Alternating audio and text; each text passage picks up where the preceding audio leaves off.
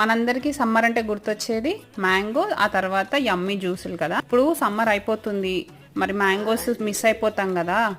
పండు అంటే ఇంకెట్లాగో ఏం చేయలేము పండు వాటి కోసము. సో పచ్చి మామిడికాయతోటి పప్పు కానీ పులిహార కానీ ఇవి చాలా మిస్ అవుతారు కదా.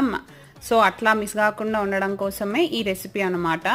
ఇట్లా మ్యాంగోని చూస్తున్నారు కదా, బాగా పుల్లగా ఉండే పచ్చి మామిడికాయని తురుముకొని దాంట్లో పసుపు ఉప్పు కలుపుకొని ఒక ఎయిర్ టైట్ కంటైనర్లో పెట్టేసుకొని ఫ్రిడ్జ్లో పెట్టుకుంటే ఇయర్ మొత్తం నిలువ ఉంటుంది.